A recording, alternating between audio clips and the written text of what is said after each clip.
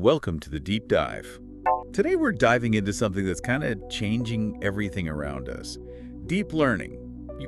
You've probably heard the term. It can be a little mysterious. Yeah, a little mysterious, for sure. A field that's just exploded so fast. It really has. And it feels like sometimes you need a PhD to even grasp the basics. Right, exactly. But at its core, deep learning is all about teaching computers to learn.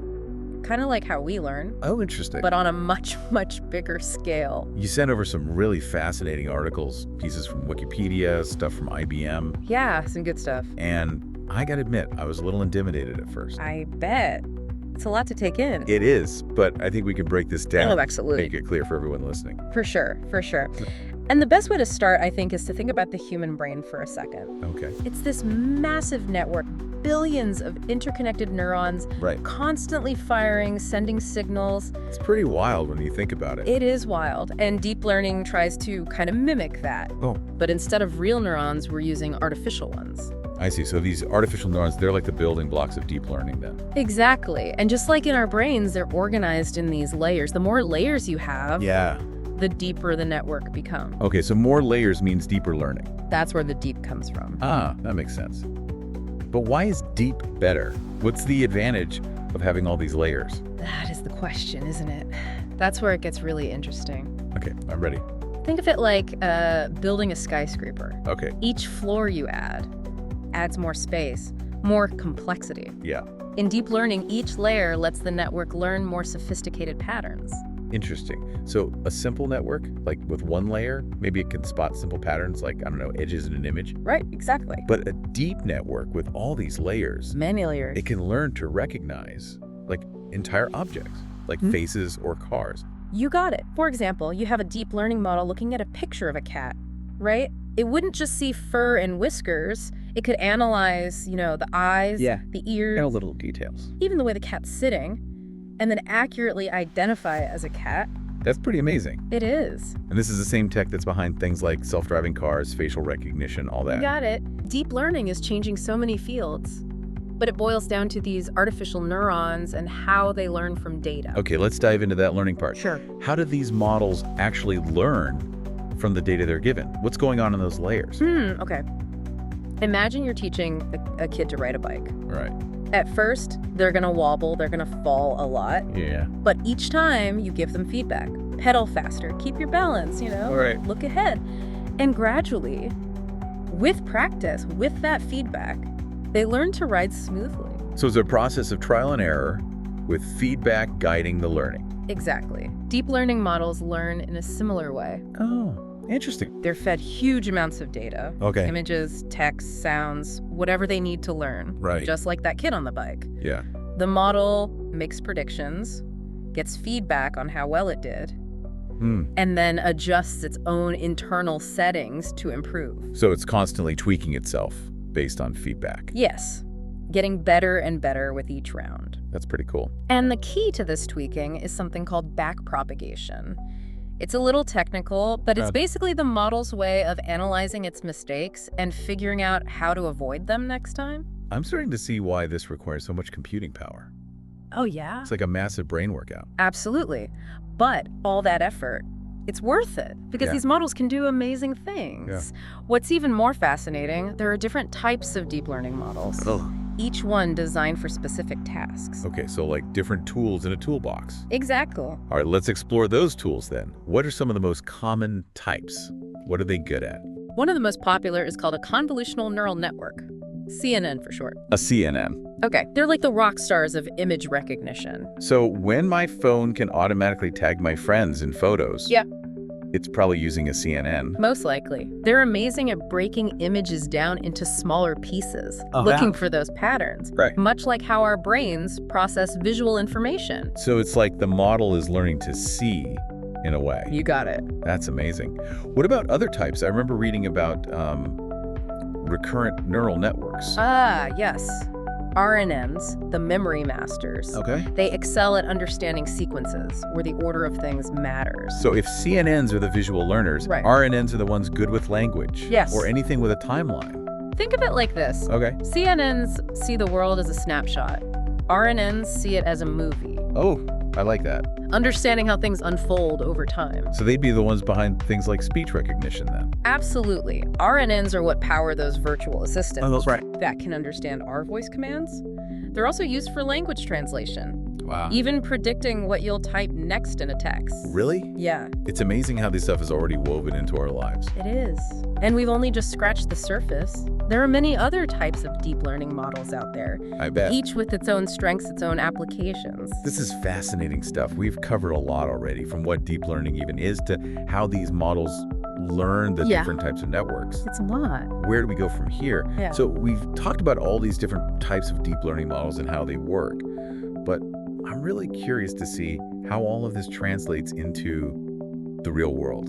You know, like where are we actually seeing deep learning make a difference? Yeah, it's one thing to talk about the theory, but the applications are what's really exciting. For sure. Deep learning is transforming so many industries. Yeah, like which ones? Well, one of the most exciting areas, I think, is healthcare. Oh, wow, healthcare. Imagine a world where algorithms can analyze medical images with superhuman accuracy, Really? helping doctors detect diseases earlier and more effectively. That's incredible. It's like having a superpowered assistant Right. working alongside doctors. Yeah. Are there any specific examples of how this is being used today? Oh, absolutely. So for instance, deep learning models are being used right now to analyze mammograms Mammograms, okay. to detect breast cancer, Wow, often with greater accuracy than human radiologists. that's amazing. They can also help diagnose skin cancer from photos. Really? Just from photos? Yeah, making it easier for people to get checked without even needing to see a doctor. That's truly revolutionary. This technology can literally save lives. It's incredible, isn't it? It is. What other areas of healthcare are benefiting from this? Well, beyond diagnostics, Okay. deep learning is also being used to personalize treatment plans Oh, interesting. by analyzing a patient's medical history, Okay. genetic information, lifestyle factors. It's all that data. These models can help doctors determine the most effective treatments. Wow, so it's like personalized medicine. Precisely. That's fascinating. Yeah. Moving away from a one-size-fits-all Exactly. towards a more personalized and precise model. It's the future. But let's shift gears for a second. Okay. We've talked a lot about images and medicine. Right. What about other areas? Like, how is deep learning impacting industries like finance or manufacturing? Oh, so making waves in those fields as well. In finance, for example, Okay. deep learning models are being used to detect fraudulent transactions. Okay, so that's like Yeah, security and fraud prevention. to keep our money safe. Exactly. Okay. They can also assess credit risks and even predict stock market movements. So they're helping some people make smarter investments. Potentially, I yes. know some folks who would love that. I'm sure. And these models are sifting through massive amounts of data in real time, Wow, identifying patterns and anomalies that humans might miss. that's pretty amazing. It is. It's powerful stuff. What about manufacturing? How's deep learning changing that industry? Manufacturing is being revolutionized by deep learning, too. In what ways? Imagine factories where robots powered by deep learning can identify defects in products Okay. with superhuman accuracy. Like quality control. Exactly, making sure that only the highest quality goods leave the assembly line. Wow. And that's already happening. It sounds like it's bringing a whole new level of precision and efficiency to manufacturing. For sure. It's really amazing to see how this technology is being applied in so many different ways. But we can't forget about the creative industries, right? Like, You're right. Deep learning is even making its mark on creative fields like art, music, writing. wait, hold on. AI writing poetry. Yeah.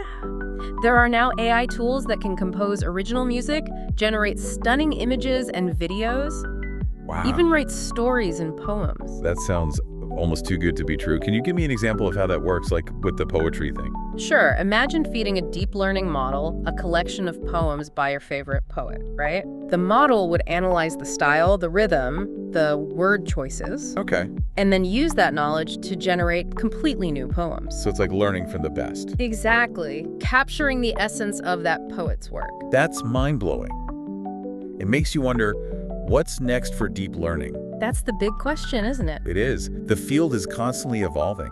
It really is. Researchers are working on exciting new developments All of the time. that could push the boundaries even further. Absolutely. Okay, I'm definitely intrigued.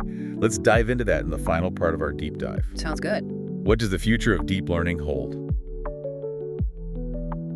Welcome back to the Deep Dive. We've gotten pretty deep into this world of deep learning, Yeah, we have it. exploring how these models work, their impact. It's been a journey. It has. And even their potential in these creative fields. Now, let's look into the future. What does the future hold for deep learning?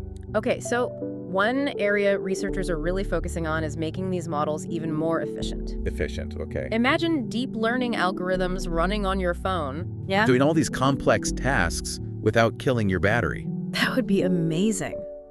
So much of our lives is mobile now. It really is. To have that power in our pockets. It would open up a whole new world. What else is coming? What's on the horizon? Another big one is explainable AI. XAI. XAI, okay. Remember how we talked about deep learning models sometimes being a bit of a black box? Yeah, a little mysterious. XAI aims to make the decision-making process more transparent. I see, so we can understand how they're reaching conclusions. Exactly. If we're going to trust these models with important decisions, Right. we got to understand how they're thinking. That makes sense. What other advancements are in the works? Researchers are also trying to train models with less data. Less data. Yeah, right now they need massive data sets to learn effectively. Right. But imagine teaching them with just a few examples. Wow, that would change everything. It would be a game changer. Especially in fields where data is hard to come by. Exactly. This has been an amazing journey from the basics of deep learning. Yeah, we cover a lot. To the future possibilities. Is there a final thought you want to leave us with? I think deep learning is truly transformative. It really is. We're only at the beginning. But as with any powerful tool, Yeah. we need to use it responsibly, ethically, Right. making sure it benefits all of humanity. Absolutely. Deep learning has the potential to solve some of the world's biggest problems. Sure. It's up to us to guide its development and use it for good. Thanks for joining us on this deep dive into deep learning. Until next time on The Deep Dive.